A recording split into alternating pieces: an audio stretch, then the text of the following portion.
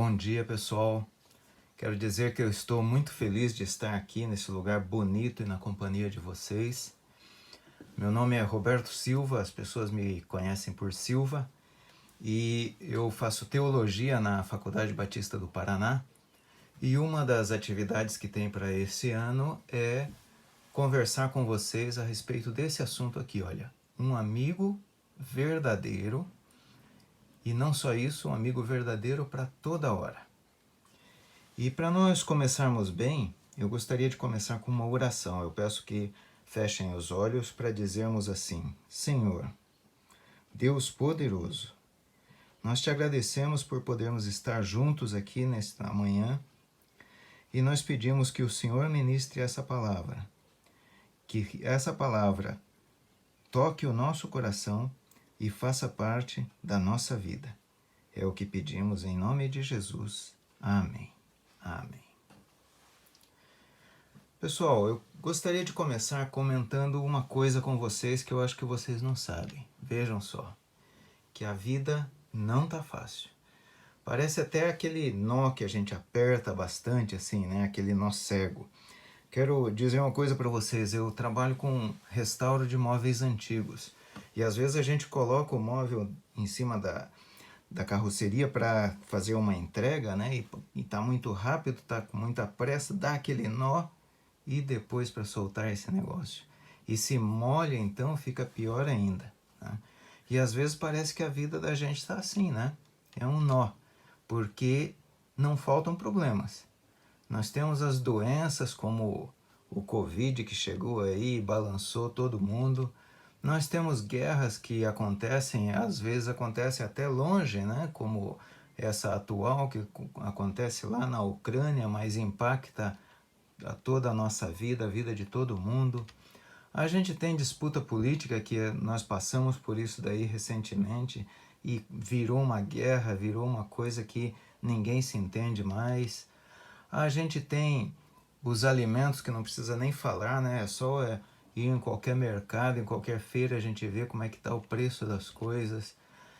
O problema do desemprego, que é muito alto, muita gente buscando emprego, tentando conseguir um emprego e não consegue, filas enormes para um emprego.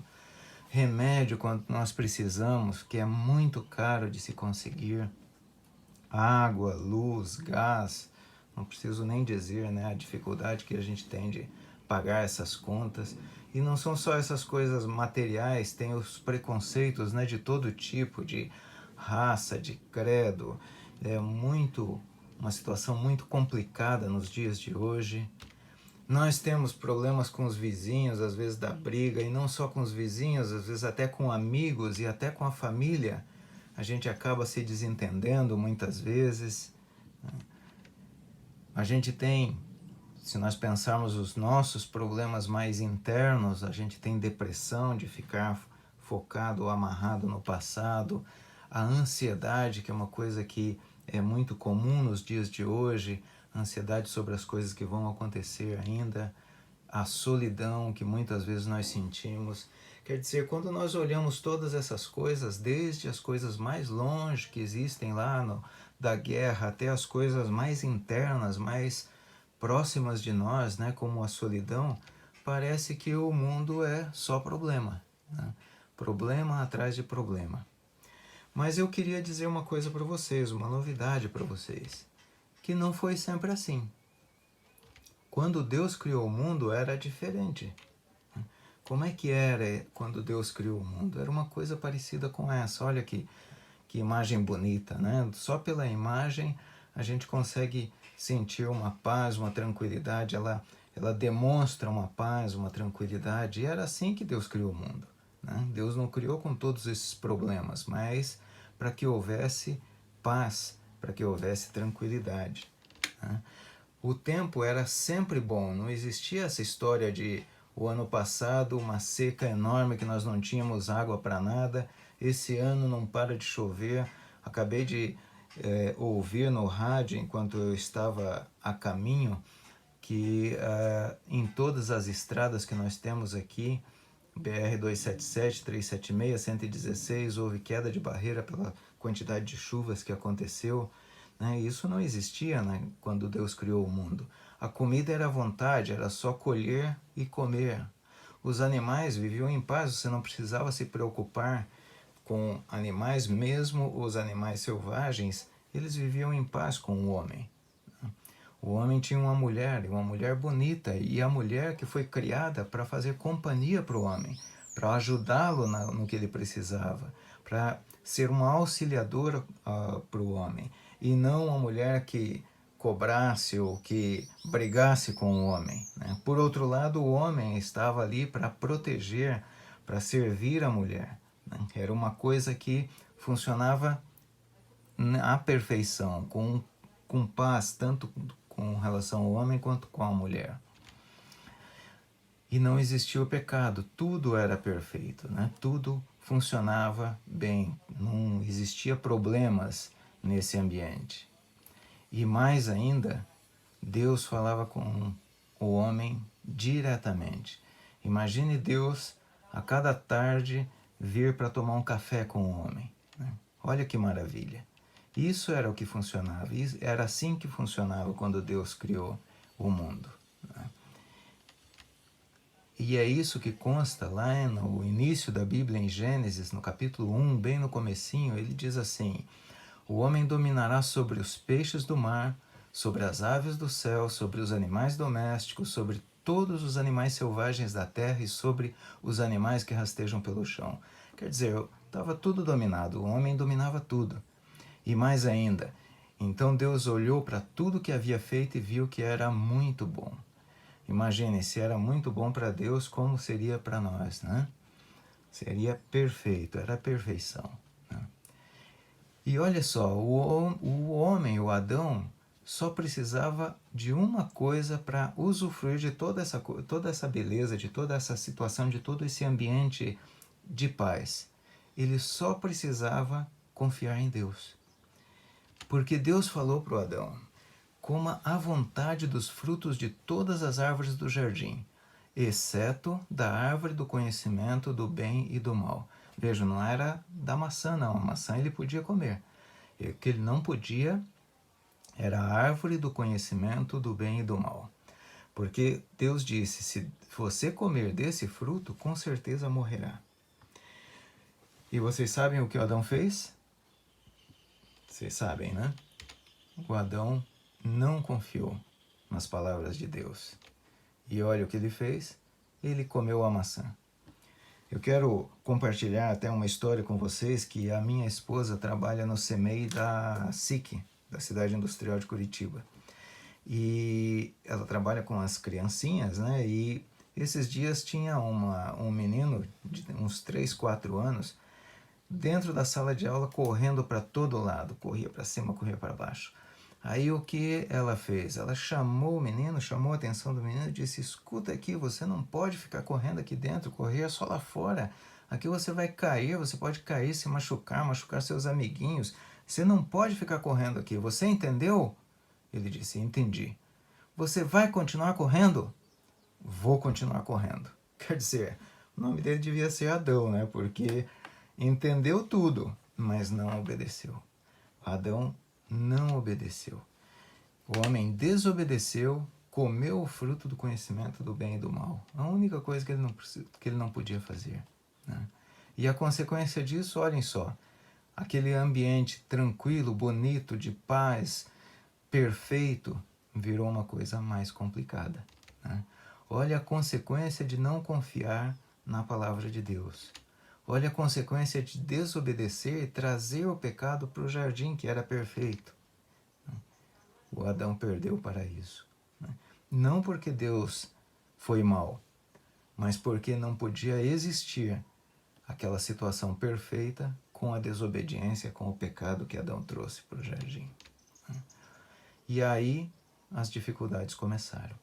Então, quando nós olhamos o mundo de hoje cheio de dificuldades, a gente acha às vezes que são coisas desse momento, da situação atual, mas não é assim. Porque desde o início do mundo, as dificuldades começaram por causa dessa desobediência, por causa de trazer o pecado para o jardim.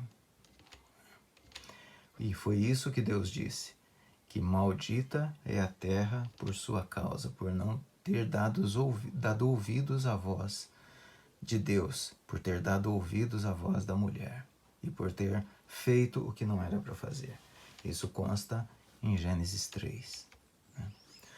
Mas apesar de tudo isso, de toda essa situação com Adão, Deus não desistiu da sua criação. Ele não queria ficar longe da sua criação. Deus fez a tentativa com a Arca de Noé. Quando a humanidade estava tão perdida, tão devassa, que Deus passou a borracha em tudo, houve o dilúvio e o único que se salvou foi o Noé e a sua família, porque era o único que era o justo, como diz Gênesis 7.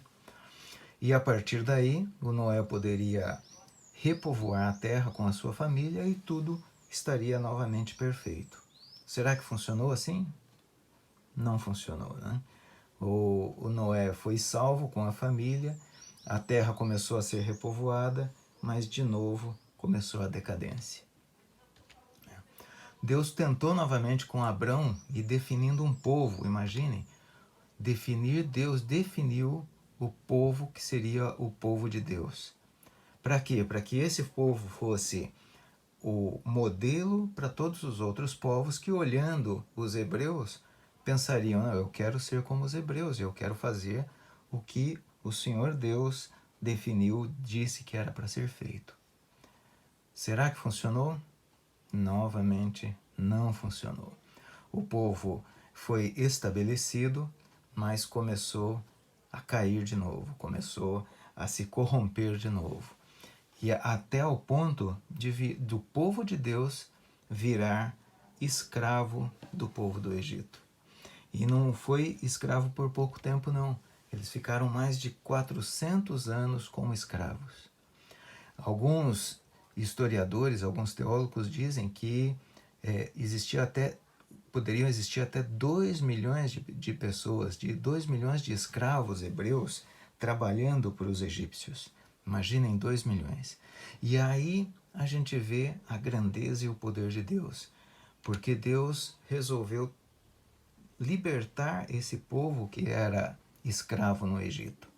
E para isso vocês conhecem a história de que Deus mandou as 10 pragas, onde para cada vez que havia uma praga, o Moisés ia até o faraó e pedia que o povo fosse libertado. E o faraó dizia que não. Então vinha a segunda praga, a terceira praga, e o Moisés sempre retornando, pedindo que o faraó liberasse o povo, libertasse o povo. Até que chegou a 10ª praga, que foi a morte dos filhos mais velhos, inclusive o filho do faraó, e a partir daí foi o que era necessário. Né? Diz a Bíblia que o faraó chamou Moisés e Arão e lhes disse: levantem-se, saiam do meio do meu povo, vocês e os filhos de Israel. Levem também suas ovelhas e seu gado. E o povo hebreu, consta na Bíblia, que pediram aos egípcios objetos de prata e ouro e roupas. E os egípcios entregaram tudo o que foi pedido. Imaginem a força do nosso Deus para poder tirar de uma hora para outra mais de 2 milhões de escravos que viviam no Egito, e o Egito certamente precisava muito da atividade desses escravos, e esses 2 milhões de escravos foram libertados, e não somente libertados, mas inclusive levando ouro, prata e roupas que eram necessários para eles. Esse é o poder do nosso Deus. Mas mesmo assim, vocês acham que funcionou? Também não funcionou. O povo mal foi liberto da escravidão e começou a reclamar. Começou a se corromper novamente. Deus ainda tentou com os reis, com os profetas, mas sempre havia essa inconstância. Às vezes estava bom, às vezes estava muito ruim. A terra continuava sem rumo, continuava como uma coisa assim, olha, sem rumo. Então, Deus resolveu tudo. O que ele fez? Deus mandou Jesus para nós. Jesus nasceu, Jesus foi morto e crucificado judiado pelos homens, como diz a Bíblia, mas Jesus ressuscitou. Como fala em Mateus, o anjo falou com as mulheres: não tenham medo, sei que vocês procuram Jesus, que ele foi crucificado, mas ele não está aqui. Ele ressuscitou como tinha dito que aconteceria. Para o nosso bem, Jesus nasceu, morreu, foi crucificado, mas ressuscitou. E aí a gente pensa, por que aconteceu tudo isso? Se o mundo continua cheio de problemas, como a gente viu anteriormente, será que houve alguma falha, algum problema aí? O mundo é cheio de problemas e é difícil nós enfrentarmos sozinhos esses problemas. É difícil carregar o mundo nas costas. Até principalmente quando algumas situações parece que é como essa figurinha, né? Além de carregar o mundo nas costas, ainda amarrado pelo pescoço, que afoga a gente. A gente precisa de um amigo para nos ajudar, né? Não um amigo como esse daí, ó, um amigo lobo em pele de cordeiro, um amigo traíra. Um amigo, como diziam na minha época, amigo da onça. A gente precisa é de um amigo verdadeiro. E Deus deu esse amigo verdadeiro, Deus enviou esse amigo verdadeiro, que é Jesus. Um amigo que ensina, que perdoa e que salva. E daí a gente pensa de novo, né? Mas Deus deu um amigo que salva, mas salva do quê?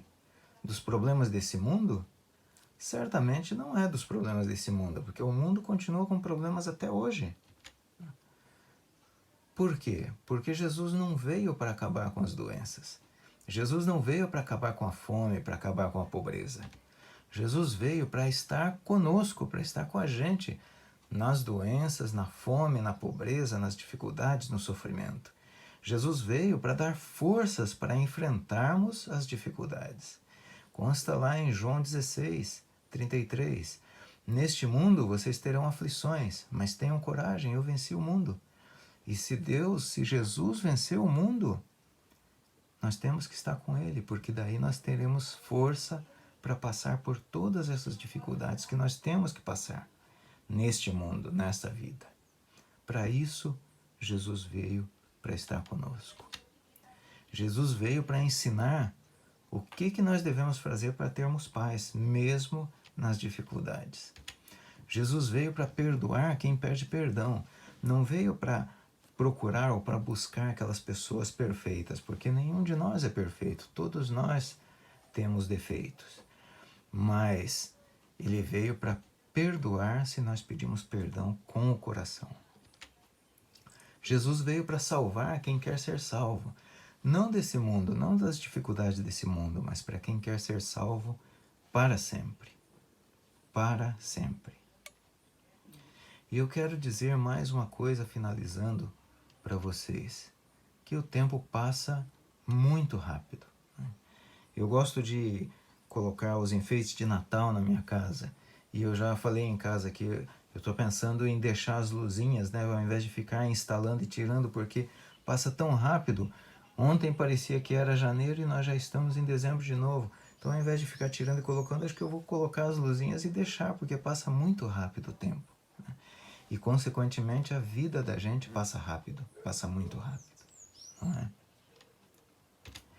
E enquanto nós estamos nessa caminhada da vida, a gente tem dois caminhos, né? Nós vamos caminhando e chega um momento que nós temos que tomar uma decisão, fazer uma escolha.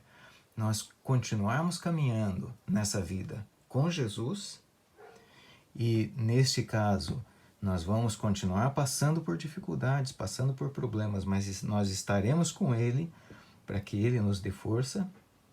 E mais ainda, quando nós chegarmos ao final, nós vamos ter um ambiente tranquilo, em paz, como aquele que existia antes. É isso que nos espera quando nós caminhamos com Jesus. Ou nós continuamos caminhando sem Jesus. E daí não preciso nem dizer o que vai acontecer, né? É só nós pensarmos em qual é o dia mais difícil que nós tivemos na nossa vida. Cada um de nós teve um dia que foi terrível, muito complicado, mais difícil. Imaginem passar a eternidade com esse sentimento, nessa situação, nessa dificuldade, nesse sofrimento. Esse é o caminho sem Jesus. E por isso, a pergunta que existe é: de que maneira nós queremos continuar a nossa vida? Nós queremos continuar sozinhos, sem Jesus? Ou nós queremos optar por continuarmos esse caminho com Jesus? Essa é a grande questão. E eu quero dizer para vocês uma coisa: para continuar com Jesus, são necessárias só três coisas muito simples. A primeira é reconhecer que nós somos pecadores e pedirmos perdão pelos nossos pecados. A segunda coisa que nós precisamos saber, que nós precisamos dizer, é reconhecer que Jesus é o Filho de Deus. Nasceu, morreu e ressuscitou para nos salvar. E a terceira coisa é nós dizermos e especificarmos que Jesus é o único Senhor e Salvador da nossa vida. Quando nós fazemos essas três coisas muito simples, nós garantimos que nós caminharemos com Jesus e que ao final nós teremos o ambiente de paz. A paz plena, perfeita, verdadeira.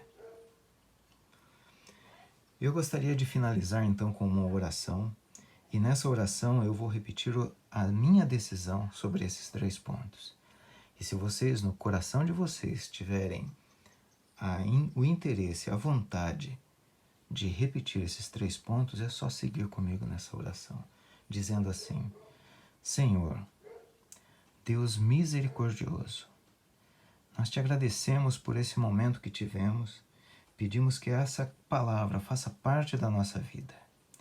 E eu quero, Senhor, reafirmar que eu sou um pecador, que eu peço perdão pelos meus pecados. Eu quero afirmar, Senhor, que eu creio que o Senhor Jesus é o Filho de Deus, que nasceu, morreu e ressuscitou para nos salvar. E eu quero reafirmar que o Senhor é o único Senhor e Salvador da minha vida. É o que pedimos e agradecemos em nome de Jesus. Amém.